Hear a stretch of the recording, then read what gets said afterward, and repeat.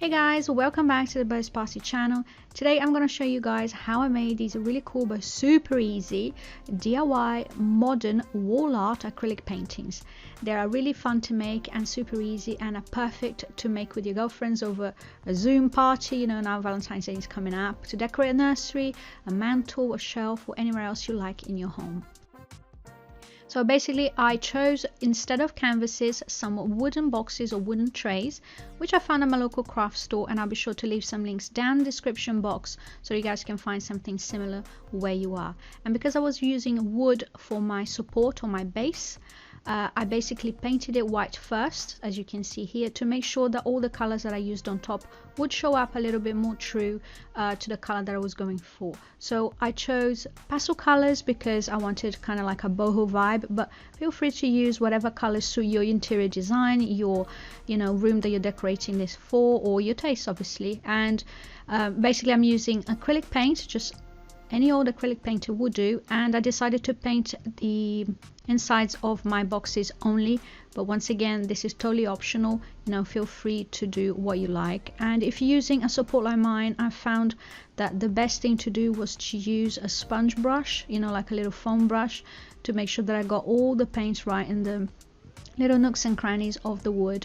And just make sure that if you're using a support like mine, that you make sure the paint is nice and flat as well.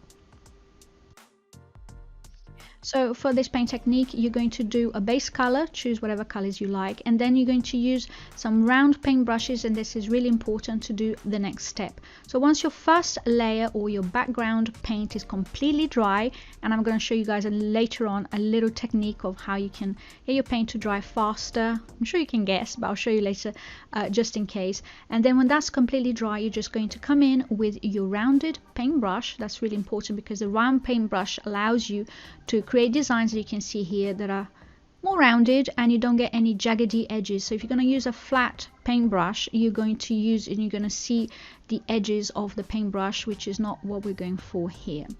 And I will leave the link down in the description box as well to my blog post, which explains a little bit more in detail the design process that I'm using here. So for this large tray or canvas, if you like, I decided to create some poppy designs.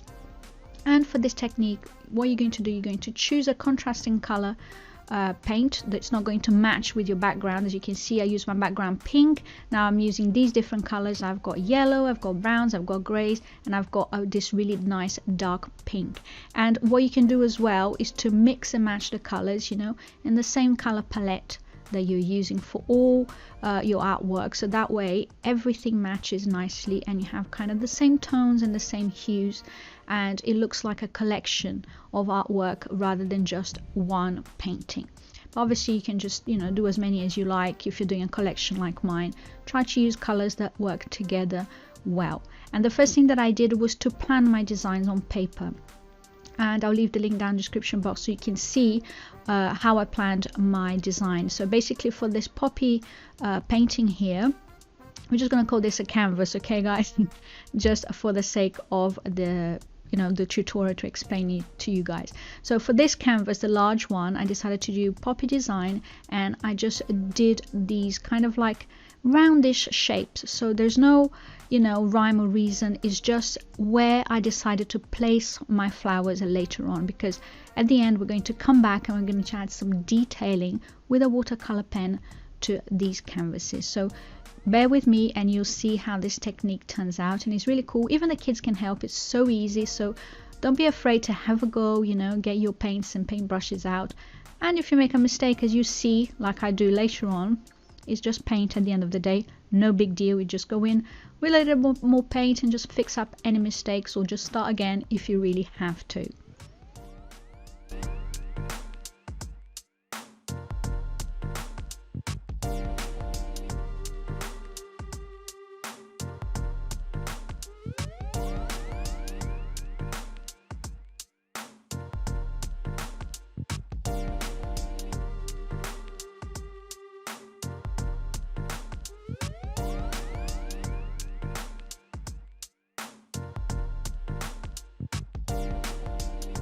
Now for my medium-sized canvas, I decided to draw kind of like a line art inspired face, as you probably saw in the intro of the video. So here the design changed slightly, but the technique is exactly the same. So I just used some contrasting colors to the background and just created some freehand designs, rounded shapes.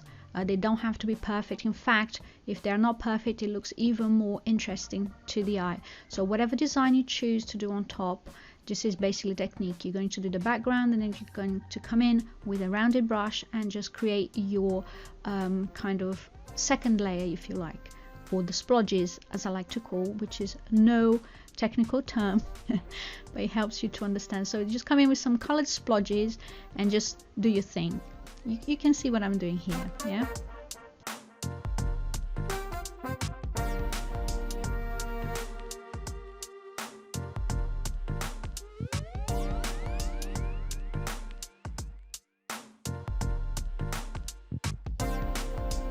Now for my smallest canvas, this was for the leaf design or the fronds design that I chose to do.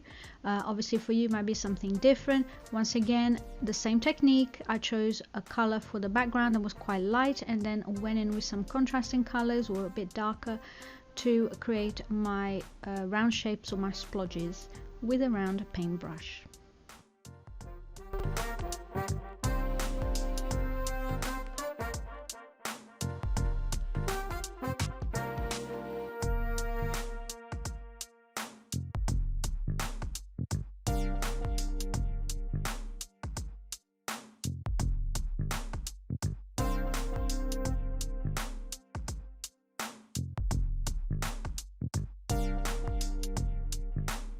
Right, this is where you can make your paint dry a little bit faster with the use of good old hairdryer. So you can do that for all the layers. And another little tip, if you make a mistake or after your paint is dry and you're not happy with the colors, how they turned out, you can always go back in, you guys, and use some more paint or change the paint colors like I have done here, because I thought the brown was a little bit too dark. So when I used the black paint, it wouldn't show up so much, so I decided to lighten it completely and use kind of like a very light beige nude color. So like I said, if you make a mistake or if you don't like the colors, you can simply go back in with some more paint and no big deal, everything can be fixed with a little bit of paint. And if you really make a complete disaster of it and you're really not happy with it, don't forget you can cover the whole thing up with your background color if you need to. If I wanted, I could have painted this pink again and started from scratch, or even white and then start again. So it's a really forgiving technique. Like I said, even the kids can help, so don't be afraid to get some paint out and start creating something fun to decorate your home, because painting is a great pastime now. We have so much time at home, so we need to keep busy, we need to keep sane, and we need to keep costs down as well. So creating your own decor, I find, ticks all the boxes for me anyway, and it's a really enjoyable craft to do, and you don't need any special skills, because if I can do it, anyone can. So hopefully you guys will feel inspired as well. Now to create the line art part of it, it's not strictly speaking line art, artists out there will be rolling their eyes, but this was inspired by line art kind of style. So basically I'm using a watercolor pen in black, so it's a Posca pen, and to draw my designs on, like I said, I planned a little bit ahead to know where I was going to add the colors and everything, and I explain in more detail the process on my blog, so check out the link in the description box. And once you're happy with the designs, you just go in. You have 3 options here. You can go freehand like I did, practice a little bit beforehand on a piece of paper and kind of like do the same thing with the designs on the canvas directly. And if you make a mistake with the watercolor pen, like I said, it's watercolor, so you go in with a little bit more pen and a little bit of water and you can rub it out, no big deal. But you also have the option of printing out a design. Say that leaf there that I didn't do by hand, say I printed something off of the internet from my computer, or scanned something that I liked to put on my canvas. You can use tracing paper or carbon paper and just place that on top of your canvas and use a pencil and draw out your design. So that way you can just go back in with the watercolor pen at the end and you won't have any mistakes. And the idea here is to create kind of like a line design that it's kind of, it's not perfect, it's meant to have little mistakes, and it's meant to have little, you know, raggedy edges. That's the beauty of the thing. So once you've gone through the design with the watercolor pen once, then you go back in again and you're kind of trying to make it look almost like as if it was photocopied. So I kind of zoomed in a bit so you guys could see what I'm talking about a little bit, so hopefully you can see what I mean. So it's not meant to be perfect by any means. So you have, as you can see, there's like little edges where there's a little bit of, you know, ink, and the kind of, it looks like a rough sketch. So that's the technique that I was going for. Like I said, you don't need to be an artist, you don't need to be, you know, a professional to do these things. It's just a little bit of fun, you know, to help decorate your home. But I think you still get a result that looks quite cool, that looks like something that you might have bought in a shop.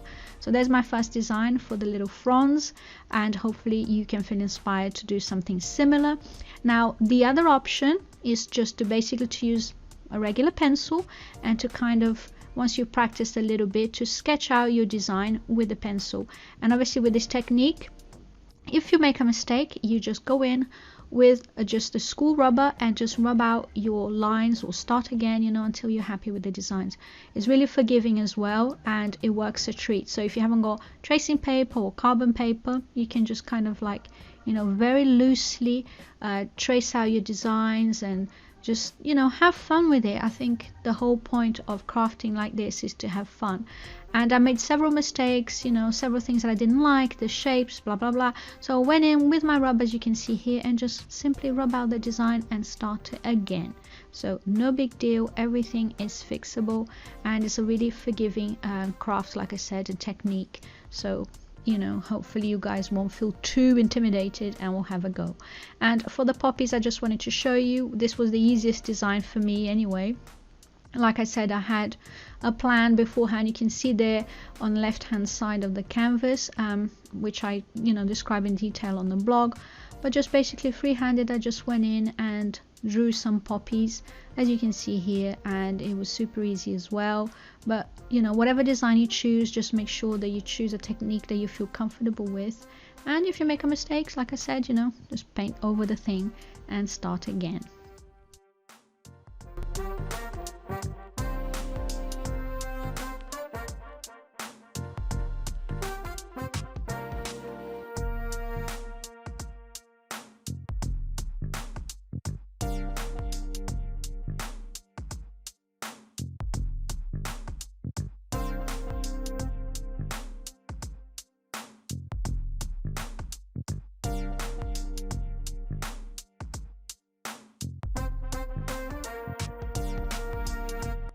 And there you have it, you guys. This is how my collection turned out. I hope you guys enjoyed this idea and feel inspired to have a go. And if you like this video, please don't forget to give it a thumbs up. It lets me know that you like this kind of content.